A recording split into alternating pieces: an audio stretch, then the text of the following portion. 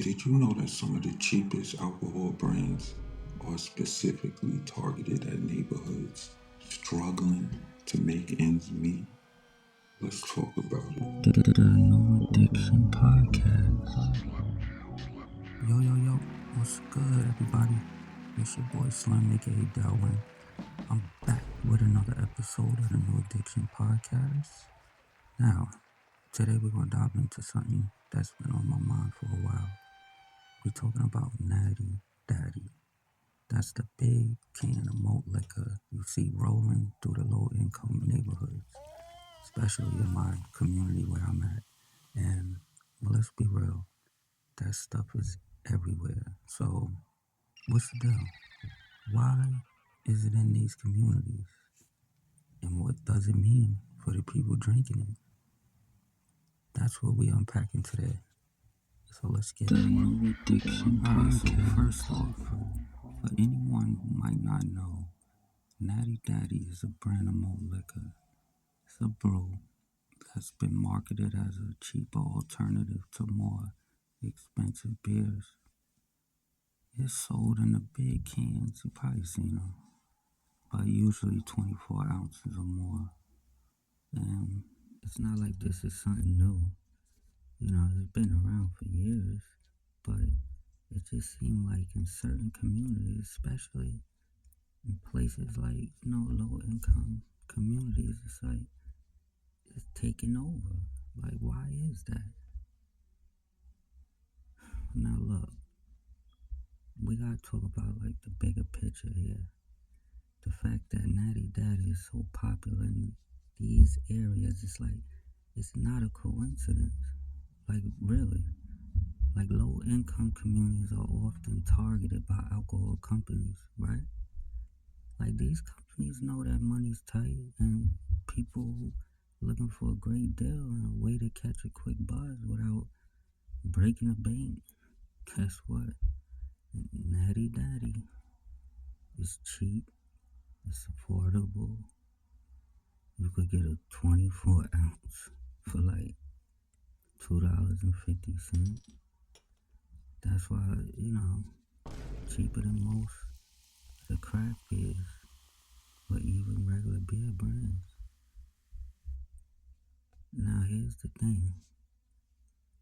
When you look at the marketing strategies, like, it's clear they know exactly who they selling to. And this is crazy. Advertisements might not scream, we're for low income folks, you know? But when you consider where these drinks are stocked and how they promote it, it's pretty evident, you know? They know they're pushing a product into the community that might be facing economic hardship and unemployment or systematic issues. So what do people do? They drink. But we gotta talk about why people turn to these products. It's not like just about the price. It's about access. In a lot of low income communities, you don't always have access to quality. Like, let's be honest. Affordable health care, mental health services, or even solid education. So, what's left? What's left, you know? Like, some people, you turn to substances like alcohol, maybe weed, just to cope.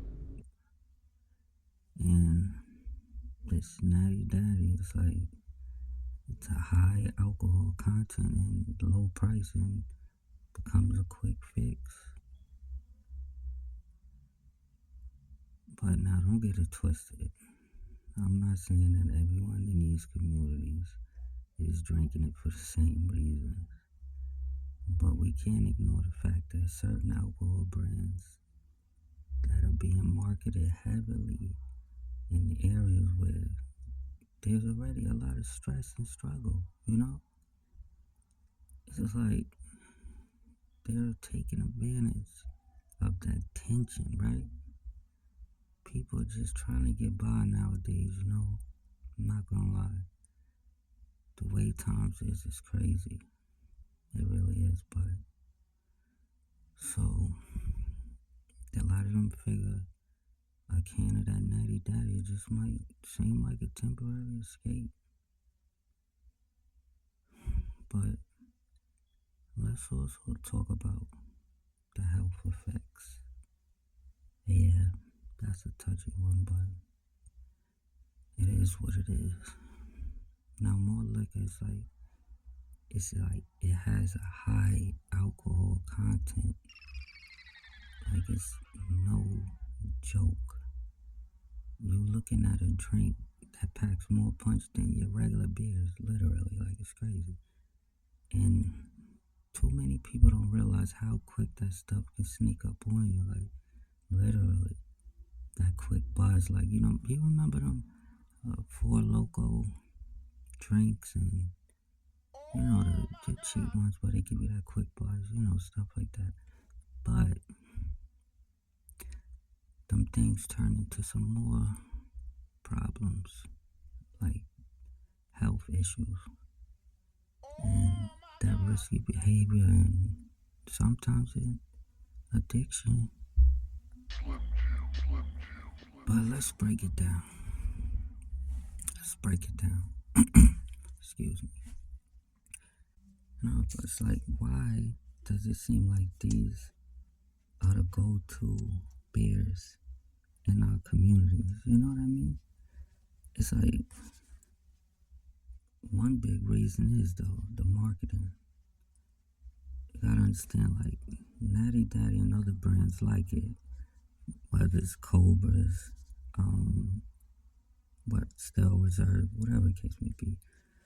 But it's not by accident.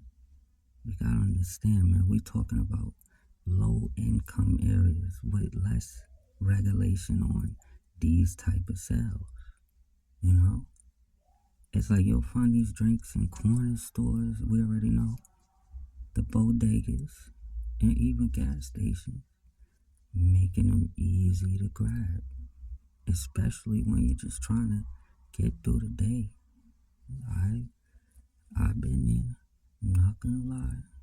I had my story with my addiction of alcohol, and I remember I was up one time and could drink the best beers ever, like top ones, Heineken's, whatever you call it. But I remember I got to a point where I couldn't afford nothing but the cheapest thing, and that was a Natty Daddy. But that was 2 moons ago. We good now. But yeah, so, and we can't forget like the sense of community that comes with drinking in these areas though, like alcohol, malt liquor, it could be a social thing, like hanging out with your boys or your homegirls, whatever, crew, and have a few cans and they just getting cracked open. It's regular. It's like a routine, nothing crazy, but when you grow up seeing it around you, it becomes normalized, and that's where the trap starts. That's exactly where that trap is. Like, people get used to it. I mean, it's hard to break that cycle. It really, really is. I mean, I'll give you a quick example. It's like, just imagine you having to let go of your support system. Literally, just let it go. Your support system while you're dealing with whatever you're dealing with, So, but it's just, we gotta address the broader social issues like poverty and the lack of opportunities and limited access to mental health care.